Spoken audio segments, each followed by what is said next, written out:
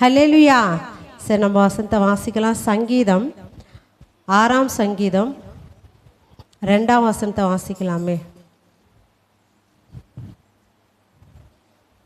என்மேல் இரக்கமாயிரும் கர்த்தாவே, நான் பலனற்று போனேன், என்னை குணமாக்கும் கர்த்தாவே, என் எலும்புகள் நடுங்குகிறது.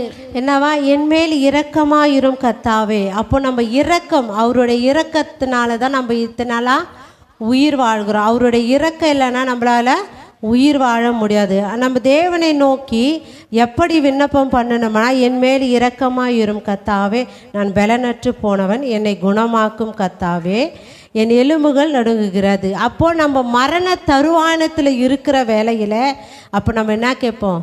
நம்மளுக்கு ஒரு வியாதி வந்துடுச்சு. அந்த இடத்துல நம்ம என்ன சொல்லி ஜெபிப்போம்? ஆண்டவரே, என்னை குணமாக்கும், இந்த வியாதியிலேருந்து எனக்கு விடுதலை கொடும், எனக்கு ரட்சிப்பை கொடும் அப்படின்னு சொல்லிட்டு நம்ம என்ன பண்ணுவோம்? ஜெபிப்போம். அப்போது கர்த்தரிடத்தில் நம்ம எப்படி ஜெபிக்க வேண்டும், அவருடைய இரக்கம் நம்ம மேலே எப்படி இருக்கிறதுன்ட்டு நம்ம பார்க்க போகிறோம். ரோமர் புத்தகத்தில் ஒரு வசனத்தை வாசிக்கலாமே. ரோமர் 9ஆம் அதிகாரம் 15 வாசிக்கலாமே. அவர் மோசேயை நோக்கி, எவன் மேல் இரக்கமாயிருக்க சித்தமாயிருப்பேனோ அவன் மேல் இரக்கமாயிருப்பேன், எவன் மேல் உருக்கமாயிருக்க சித்தமாயிருப்பேனோ அவன் மேல் உருக்கமாயிருப்பேன் என்றார். என்னவா? எவன் மேல் நான் இரக்கமாக இருக்க சித்தமாக இருப்பேனோ அவன் மேல் இரக்கமாக இருப்பேன், எவன் மேல் உருக்கமாக இருக்க சித்தமாக இருக்கிறனோ அவன் மேல் உருக்கமாக இருப்பேன் என்று என்ன பண்ணுறாரு? தேவன் சொல்லுகிறாரு. அப்போ ஒவ்வொருத்தரும் நம்ம மேலே கர்த்தர் என்ன பண்ணிக்கிறாரு? இன்றைக்கி நம்ம சபையில் இருக்கிறது அவருடைய இரக்கத்தினால தான் நம்ம இங்கே வந்து உட்கார்ந்துருக்குறோம். அப்போ கர்த்தருடைய இரக்கம் நம்ம மேலே இருக்கிறதுனால தான் நம்ம எங்கே பண்ணுறோம்? சபையில் வந்து தேவனுக்காக வாழ சித்தம் கொண்டு இருக்கிறோம். அப்போ தேவ இரக்கம் ஒரு மனுஷன் மேலே இருக்குதுன்னா அந்த மனுஷன் எப்படியாப்பட்ட மனுஷனாக இருந்தாலும் அவனை தேவன் என்ன பண்ணுவார்? சபைக்கு கொண்டு வந்து. அப்போ இரக்கமுள்ள மனுஷன் தான் தேவனைக்குள்ளே நடக்க முடியும். தேவன் ஒரு மனுஷன் மேலே இரக்கம் வைத்தாதான் அவனால் வாழ முடியும். அவன் தேவைகளை எல்லாம் பூர்த்தியாக செய்கிறவர் தேவன் என்று அறிய முடியும். கீழ் வசனத்தை கூட வாசிக்கலாமே. ஆகையால் விரும்புகிறவனாலும் அல்ல, ஓடுகிறவனாலும் அல்ல, இறங்குகிற தேவனாலேயாம். என்னவா? நம்ம ஆசைப்படுவோம், இவங்கெல்லாம் வந்துடணும், என் சொந்த மந்தெல்லாம் வந்துடணும், என் கூட பிறந்தவங்களாம் வந்துடணும், இவங்கெல்லாம் பரலோக ராஜ்யத்துக்கு முன் குறித்தப்பட்டவங்க நம்ம என்ன சொல்லுவோம்? ஆசைப்படுவோம். ஆனால் கர்த்தர் எந்த மனுஷன் மேலே இரக்கம் வைக்கிறாரோ அந்த மனுஷனை தான் என்ன பண்ணுவார்? தேவனே கொண்டு வந்து சேர்ப்பார். அதனால் நம்ம விரும்பத்தெல்லாம் வந்து தேவன் நிறைவேற்றுவாரா? கண்டிப்பாக நிறைவேற்றுவார். ஆனால் அவருடைய இரக்கத்தின் பிரகாரம் அவர் நம்ம மேலே நம்ம கூப்பிடுகிற சத்தம், நம்மளோட ஜெபிக்கிற சத்தத்தை அவர் கேட்டு அவர் நம்ம மேலே இரக்க வைத்தார்னா கண்டிப்பாக அந்த காரியத்தை செய்வார். எந்த மனுஷனுக்கு தேவன் இரக்க வைத்துக்கலாம்? வேதத்தில் நிறைய பேர் சொல்லியிருப்பார், இரக்க வைத்து அவங்கள ஆசீர்வதிப்பார் அப்படின்னு சொல்லிட்டு இருப்பாங்க. ஒரு மனுஷனை மாத்திரம் நம்ம பார்க்கலாம். ஆதியாகம புத்தகம் 19ஆம் அதிகாரம் 16 வாசிக்கலாமே. ஆதியாகமம் 19:16. அவன் தாமதித்து கொண்டிருக்கும் போது கர்த்தர் அவன் மேல் வைத்த இரக்கத்தினாலே. போதும். யார் இது? லோத்து என்ன பண்ணுறாரு? சோதம் குமார பட்டணத்தை அழிக்க கத்தர் வந்து வருகிற தேவதூதர்கள் அனுப்புகிறாங்க. ஆனால் அந்த சோதம் குமார பட்டணத்தில் இருந்து லோத்து போவதற்கு தாமதித்து கொண்டு இருக்கிற வேளையில் கர்த்தர் அவன் மேலே இறக்க வைத்த. நம்ம ஒரு இடத்துக்கு போகிறதுக்கு கிளம்பு அப்படின்னு நம்ம வீட்டில் இருக்கிறவங்க சொன்னாங்கன்னா நம்ம கொஞ்சம் தாமதிச்சுன்னா என்ன பண்ணாங்க? நம்மளை கழட்டி விட்டு போயிடுவாங்க, இல்லைன்னா திட்டுவாங்க. ஆனால் கர்த்தர் அவன் மேலே இறக்க வைத்து அவன் மனைவி, அவன் பிள்ளைகள் அவனுடைய கரத்தை பிடித்து கொண்டு அவங்கள கூட்டி கொண்டு வெளியே வந்து விடுகிறார். அப்போது கர்த்தர் தான் ஒரு மனுஷன் மேலே இறக்க வைக்க முடியும். எப்படியாப்பட்ட நாணவானாக இருந்தாலும், எப்படியாப்பட்ட ஐஸ்வர்யனாக இருந்தாலும், எப்படியாப்பட்ட பரிசுத்தமாக இருந்தாலும் அவன் இருதயத்தில் தேவனுடைய இறக்கம் அவன் இருதயத்தில் போனால் தான் மனுஷன் மேலே அவன் என்ன பண்ண முடியும்? இறக்க வைப்பார். அப்போ லோத்து மேலே ஏன் தேவன் இவ்வளோ இறக்க வைத்தார்? லோத்து எதனால் அவன் அப்படியாப்பட்ட ஒரு நெருக்கமான சூழ்நிலை, அந்த சோதம் குமார பட்டணம் வந்து ஒரு ஒரு பாவமான பட்டணம், ஆண் புணர்ச்சிக்காரர்கள், தேவனுக்கு அருவருப்பு தக்கதான காரியங்கள், தேவனை மறந்து பாவத்திற்கு அடிமைப்பட்டு இருந்த ஜனத்தின் மத்தியில் ஏன் லோத்து மட்டும் நினைவுக்குந்தான்? லோத்து ஒரு பக்தி உள்ளவன். ஹல்லேலூயா. லோத்து ஒரு பக்தி உள்ளவன், லோத்து ஒரு நீதிமானு. எப்படி அவர் நீதிமான் என்று சொல்லிட்டு நம்ம பார்க்கலாம். ஆதியாகமம், இதே ஆதியாகமம் புத்தகம் 18ஆம் அதிகாரம் 20 வாசிக்கலாமே. பின்பு கர்த்தர் சோதோம் குமோராவின் கூக்குரல் பெரிதாய் இருப்பதினாலும் அவைகளின் பாவம் மிகவும் கொடிதாய் இருப்பதினாலும் நான் இறங்கி 18 வாசி. கர்த்தர் ஆபிரகாமுக்கு சொன்னதை நிறைவேற்றும்படியாய் அவன் தன் பிள்ளை 18 நான் செய்ய போகிறதை ஆபிரகாமுக்கு மறைப்பேனோ. சரி, ஆபிரகாம் நிமித்தமாய் லோத்து என்ன பண்றாருன்னா ஆசீர்வதிக்கிறாரு. அப்போ அந்த 20 வாசி பார்க்கலாம்.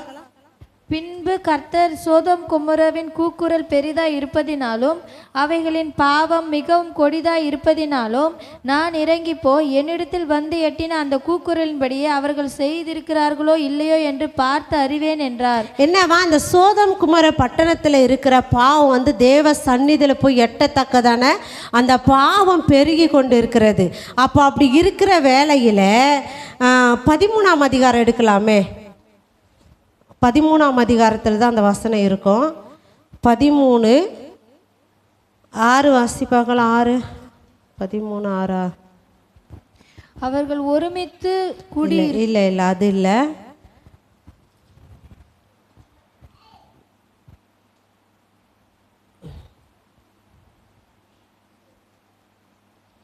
ஆபிரகாம் வந்து அந்த பட்டணத்தில் 10 நீதிமான் இருந்தால் அழிப்பதில்லை அப்படின்னு சொல்லிட்டு சொல்லுவார்ல, அந்த வசனம் எங்கே இருக்கு பாரு, எடுங்க பார்க்கலாம். 18. எது? 18ஆம் அதிகாரம் 23 வாசி.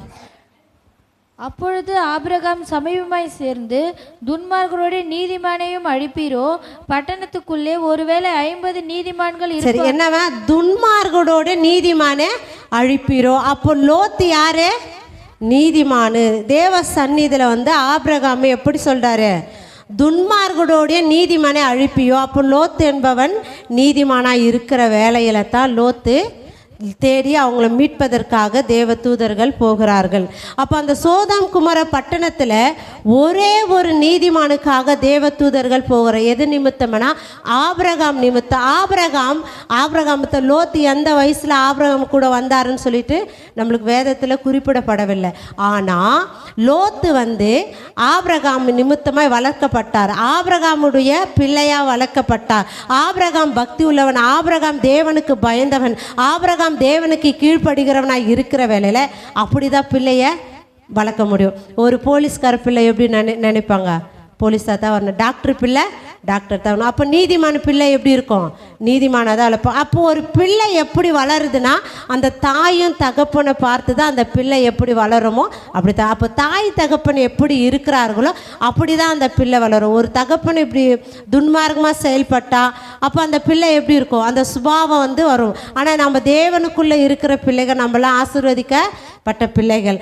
அப்போ ஆபிரகாம் இடத்துல வளர்ந்த பிள்ளை பக்தி உள்ளவனாக தான் இருக்கிறான். அதனால தான் அந்த சோதோம் குமோரா பட்டணமே பாவம் செய்கிற வேலையில் லோத்து மட்டும் என்ன பண்ணாரு?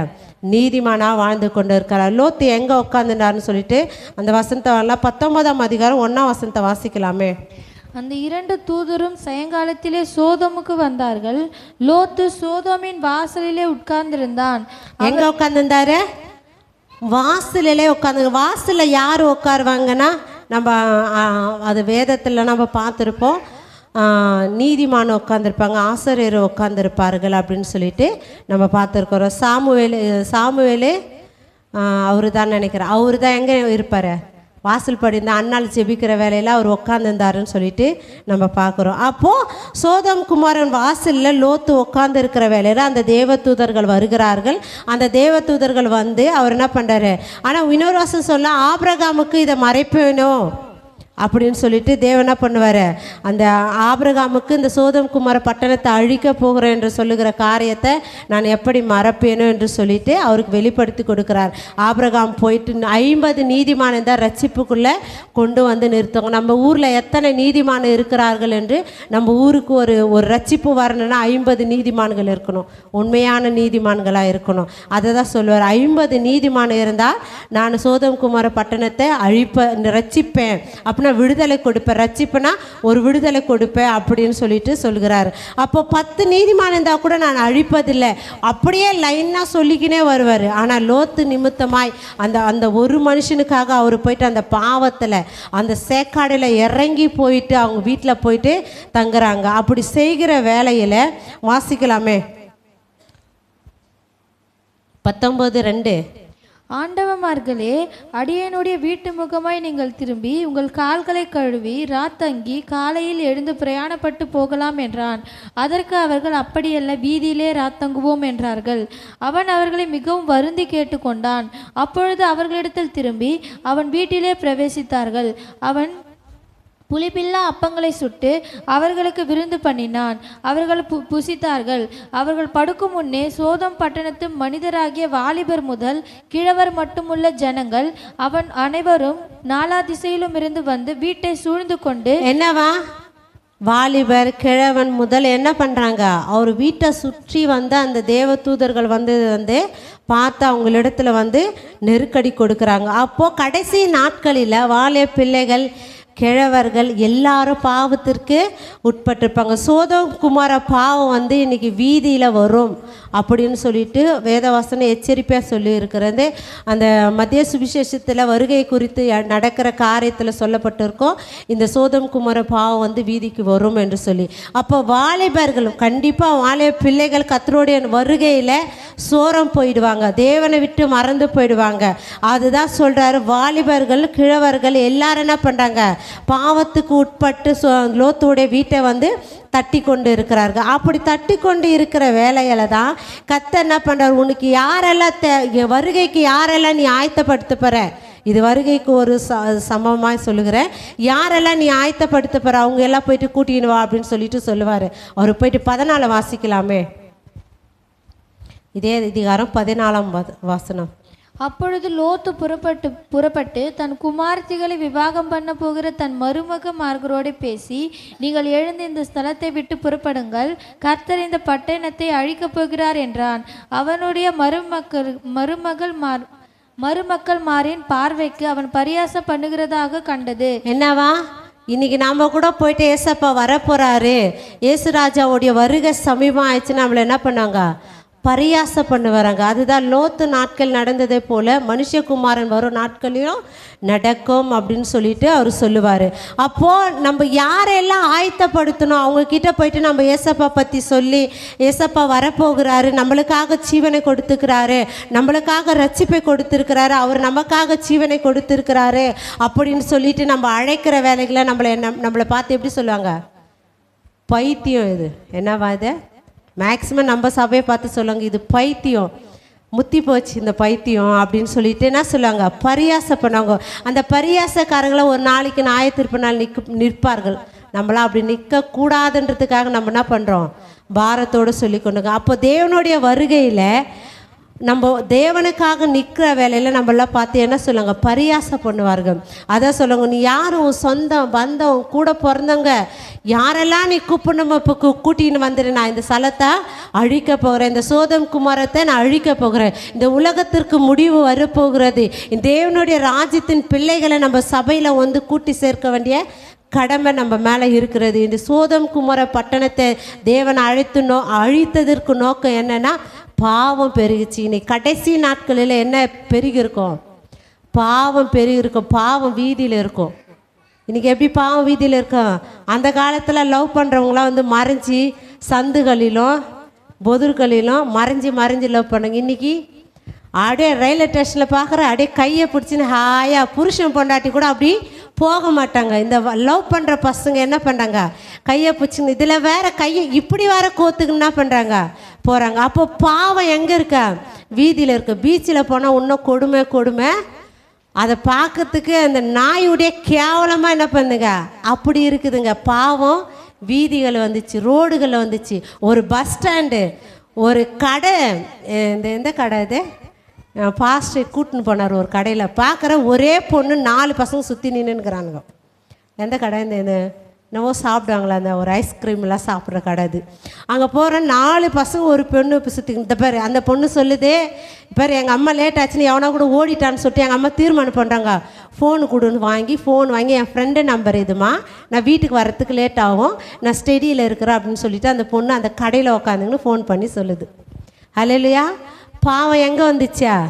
வீதியில் வந்துச்சு. சோதோம் குமோரா பட்டணத்தில் நடக்கிற பாவம் வீதிக்கு வரும். அப்போ வீதிக்கு வருதுன்னா முடிவு சபியமாச்சு. எத்தனை வாழை பிள்ளைகளை ஜாலியாக இருக்கும் தெரியாது, ஆனால் உங்களோட முடிவு வீதிக்கு வருதுன்னா தேவராஜ்யத்திற்கு நீங்கள் பங்கு உள்ளவர்களா என்று சொல்லிட்டு நினச்சி பாருங்கள். அதனால் கர்த்தருடைய நாள் சமீபமாக இருக்கிறது. அதான் நம்ம தேவனுடைய ராஜ்யத்திற்கு பிள்ளைகளை நம்ம தேவன் ராஜ்யத்தினுடைய பிள்ளைகளை கூட்டி சேர்க்க வேண்டிய கடமை உள்ளவர்களாக இருக்கு. அப்போ லோத்தோடைய நாட்களில் நடந்தது மனுஷகுமார வரும் நாட்களில் நடக்கும். அப்போ லோத்து என்பவன் தன் ஆபிரகாம் வளர்க்கப்பட்டதுனால அவன் நீதிமானும் தேவனுக்கு பயந்ததனா இருக்கு. அவன் குடும்பத்தை ஆயத்தப்படுத்தினானா, அது அவனோட வளர்ப்பில் விட்டாரோ என்னவோ நம்மளுக்கு தெரியாது. ஆனால் கர்த்தருடைய நாளில் நம்ம யாராக எப்படி இருக்கணும்னா நீதிமானாக இருக்க வேண்டும், பக்தி உள்ளவர்களாக இருக்க, பாவத்தை குறித்து மனஸ்தாபப்படுகிறவர்களாக இருக்க வேண்டும், பாவத்தை விட்டு விலகுகிறவர்களாக இருக்க வேண்டும், பாவத்தை குறித்து கண்டிக்கிறவர்களாய் நம்ம வாழ்வோம். இப்போ கண்டிக்கிறப்ப நம்மள என்ன பண்ணுவாங்க? இதை பண்ணாதே அப்படின்னு சொன்னால் நம்மள சொல்லுவாங்க, கத்தி எடுத்து ஒரே வெட்டிட்டே, நீ யார் என் பாவத்தை கேட்கறதுக்கு? நான் சந்தோஷமாக இருக்கிறேன், நான் ஜாலியாக இருக்கிறேன், எனக்கு இதுதான் பிடிச்சிருக்குது அப்படின்னு போயிட்டு பாழ்கணத்தில் விழுந்து அதுவே ஒரு நாள் அழும். எனக்கு கேட்ட ஒரு பொண்ணு, நல்லா வாலிப பொண்ணு, நாங்கள் போனப்போ அந்த பொண்ணு சொன்ன ஒரு காரியம் என்னன்னா, நான் நல்லா ஆண்டவருக்குள்ளே வைராகியமாக இருந்தேன், சர்ச்சுக்கு போனேன், சண்டே கிளாஸ் பண்ணுவேன், வாலிபருக்கெல்லாம் நான் வர்ஷிப் பண்ணுவேன் அப்படின்னு சொல்லிட்டு பயங்கர இதுவாக சொன்னிச்சு. அப்போ பார்த்தா பையன் அழகாக இருந்தான்னு சொல்லிட்டு அவனை நான் பண்ண பொண்ணு, ஆனால் பொண்ணு சூப்பராக இருக்கு, அழகாக இருக்கு அந்த பொண்ணு சொல்லிச்சு, நான் ஏமாந்துட்டேன். என்னவா? நான் ஏசப்பாக்குள்ளே தான் இருக்கிறேன், நான் ஏசப்பாக்குள்ளே வாழ்வேன், நான் ஏசப்பாக்குள்ளே வாழ்வேன் அப்படின்னு சொல்லிட்டு ஏமாற்றி, நல்ல வசதியான குடும்பம், பொண்ணு வசதியான குடும்பம், நல்லா இது பண்ணியிருக்கிற வேலையில் கல்யாணம் பண்ணாங்க. குடிகாரன். கொஞ்ச நாள் ஆகின பிறகு கரண்ட்டில் கம்பெனியில் ஷாக் வச்சு கை கால் கொஞ்சம் இழுத்து நடக்கிற மாதிரி அன்றைக்கி ஃபீல் பண்ணேன். நான் அன்றைக்கி எங்கள் அம்மா எங்கள் அப்பா விட்டுட்டு வந்தேன், 2 பெண் பிள்ளை. சந்தேகம் வரும், பொண்ணு அழகாக இருக்கும், கை கால் கொஞ்சம் இதுவாக இருக்குது, சந்தேகத்தில் தினமும் அடி குடி ஆடி, இதுதான் வாழ்க்கையாக இருக்குது. நான் தேவனை விட்டு நான் ஓடி நான் செஞ்சதை இன்றைக்கி நான் அனுபவிக்கிறேன். இன்றைக்கி அந்த பிள்ளைகளுடைய கண்கள் முடிவில் திறக்கப்படும் போது ஒன்றுமே பண்ண முடியாது. அந்த வசனத்தை வாசிக்கலாமே, முடிவு குறித்து தேவன் சொல்லுகிற 2 பேதுரு, இந்த வசனத்தை மாற்ற வாசித்து நம்ம முடிக்கலாம். 2 பேதுரு 19ஆம் அதிகாரம், 2ஆம் அதிகாரம், 2ஆம் அதிகாரம் 9 வாசிக்கலாமே. கர்த்தர் தேவபக்தி உள்ளவர்களை சோதனையின்றி ரட்சிக்கவும், அக்கிரமக்காரரை ஆக்கினைக்குள்ளாக்கினவர்களாக நியாய தீர்ப்பு நாளுக்கு வைக்கவும் அறிந்திருக்கிறார். என்ன? கர்த்தர் தேவ பக்தி உள்ளவர்களை சேதமின்றி ரட்சிப்பார். அப்போ கர்த்தருக்கு நீ வைராகியமாக நிற்கிறனா, உன்னை எல்லா சூழ்நிலும், எல்லா இக்கட்டிலும், எவ்வளோ போராட்டம் வரட்டும், எவ்வளோ கஷ்டங்கள் வரட்டும், அந்த இடத்துல உன்னை சோதனை உனக்கு பார்க்கும். என்னால் இதிலேருந்து எழுந்து வரவே முடியாது, எனக்கு விடுதலையே கிடைக்காது, எனக்கு மீட்பே கிடைக்காது என்று சொல்லுகிற வேலையில் நீ தேவ பக்தி உள்ளவனாக இருந்தனா அந்த சோதனைலேருந்து கர்த்தர் என்ன பண்ணுவார்? விடுதலை கொடுப்பார். நீ தேவ பக்தி இல்லைன்னா ஆக்கினைக்கு போக வேண்டியதாக இருக்கும். துணிகரமான காரைகள் நம்ம செய்கிற வேலை நம்மளை எங்கே கொண்டு போவோம்னா ஆக்கினைக்குள்ள கொண்டு போய் நிறுத்துவார். அதுதான் சொல்லுவார், நீதிமானே கர்த்தர் என்ன பண்ணுறாருன்னா நம்மளை ரட்சிக்கிறார். அப்போ தேவ பக்தி உள்ளவருக்கு விடுதலை கொடுக்கிறார். அப்போ நம்ம தேவ பக்தி உள்ளவர்களாக இருக்க நம்ம சோதனை கண்டிப்பாக ஒரு பக்தி உள்ளவனுக்கு சோதனை நிச்சயமாக வரும். பக்தி உள்ளவர் யாருன்னு சொன்னால் நம்மளுக்கு எப்போதும் ஒரு சோதனை இருந்துக்கினே இருக்கும். அந்த சோதனை பார்க்கும்போது நம்ம சோர்ந்து போகாதபடிக்கு கர்த்தர் என் பட்சத்தில் இருக்கிறார், இந்த சோதனையிலிருந்து அவர் விடுவிப்பார், எனக்கு நான் சோர்ந்து போகாதபடிக்கு இந்த சோதனை சகிக்க எனக்கு பலனை கொடுப்பார் என்று சொல்லி நம்ம நிற்போம். அப்போ அந்த சோதனையில் நம்ம சகிக்க முடியாத தேவனை விட்டு போனால் உங்களுக்கு ஆக்கினை உண்டு. ஆக்கினை என்றது சொல்லிட்டு அந்த முடிவை சொல்லுகிறார். லோத்தோட முடிவு, லோத்துக்கு முடிவுகிற வேலையில் அவன் பக்தி உள்ளவனாக இருக்கிறான். தேவ பக்தி உள்ளவனாக இருக்க வேலையில் தான் கர்த்தர் அவனை தேடி போயிட்டு அவனை மீட்டெடுக்க இரக்கமுள்ள தேவன் தான் நம்மளை மீட்டெடுக்க முடியும். நம்ம ஒவ்வொருத்தரும் முடியும் அவருடைய இரக்கம் இருக்கிறது. அதனால தான் நம்ம சபையில் உட்காந்துக்கிறோம். அப்போ இரக்கம் பெற்றவர்கள் தேவ ராஜ்யத்துக்குள்ளே நம்ம போக முடியும். அப்போ லோத்து தேவ பக்தி உள்ளவன், லோத்து நீதிமானாக வாழ்வதற்கும் பக்தி உள்ளவனை வாழ்வதற்கும் ஆபிரகாம் வளர்க்கப்பட்டாள். அப்போ சொல்லுவாங்க ஆபிரகாம் பெரிய ஐஸ்வர்யனாக இருக்கான். அப்போ லோத்துக்கு எப்படி வந்தது? இப்போ அப்பா கிட்ட இருந்தால் கொஞ்சம் அப்பா கிட்ட பணம் இருந்ததை பிள்ளைக்கும் கொடுக்க முடியும். அப்போ ஆபிரகாம் இடத்துலேருந்து வந்தது தான் இந்த லோத்துக்கு ஆசீர்வாதம். இப்போ 2 ஆடு வச்சுருந்தாருன்னா, ஒரு ஆடு நீ வச்சுக்கப்பா, ஒரு ஆடு நான் வச்சுக்கிறேன்னு சொல்லிட்டு அப்படி பெருகுது. அப்போ அந்த பூமி தாங்கக்கூடாத அளவுக்கு பயங்கர ஐஸ்வர்யத்துக்குள்ளே போனது எப்படின்னா, ஆபிரகாமு கூட இருந்த நீதிமான பக்தியாக வந்த லோத்தை அவர் என்ன பண்ணுறாரு? ஆசீர்வதிக்கிறார். அப்போ நம்ம நீதிமான ஓடும் பக்தி உள்ளவர் கூட நம்ம ஒரு நிமித்து நம்ம போகிற வேலையில் நம்மளுக்கு அந்த ஆசீர்வாதம் தேவன் கொடுக்க வல்லவராக இருக்கிறார். அப்போ நம்ம கேட்குறது ஒரே ஒரு காரியம், நீ பக்தி உள்ளவனா நீதிமானா? லோத்து பக்தி உள்ளவனை நீதிமான இறக்க வச்சு தான் அவர் என்ன பண்ணுறாரு? இரக்கமுள்ள தேவன். அவர் பொறுமையாக அவன் தாமதித்து கொண்டு இருக்கிற வேலையில் அவன் கரத்தை பிடித்து கொண்டு நீ துரிதமாக வா அப்படின்னு சொல்லிட்டு லோத்தை அழைத்து கொண்டு வருகிறார். தேவன் சொன்ன தேவ தூதன் சொன்ன வார்த்தைக்கு லோத்து அப்படியே கீழ்ப்படுகிற. நீ திரும்பி பார்க்காத, பின்னிட்டு பார்க்காத, நீ ஓடு அப்படின்னு சொல்லும்போது அவன் பின்னிட்டு பார்க்காத ஓடுங்க. ஆனால் லோத்தோட மனைவோ பின்னிட்டு பார்த்தா உப்பு தூணாலாம். அப்போ நம்ம ஒரு சின்ன விஷயங்கள் தவறுகள் பண்ணுகிற வேலையில் இன்றைக்கி நம்ம உப்பு தூணா மாற வேண்டிய சூழ்நிலை இருக்குது. ஆனால் கர்த்தருடைய இரக்கம் நம்ம மேலே இருக்க வச்சு தான் இன்றைக்கி நம்ம தேவன் மன்னிப்பை கொடுத்து கொண்டு ரட்சிப்புக்குள்ளே நடத்துகிறார். அப்போது நம்ம தேவன் நம்ம மேலே வைத்திருக்கிற இரக்கம் பெரியதாக இருக்கிறார். நம்ம எல்லாரும் முழங்கால் படியிட்டு கண்களை மூடி ஜெபிக்கலாமே. பரம தேவனே, பரிசுத்த ராஜனே, அப்பா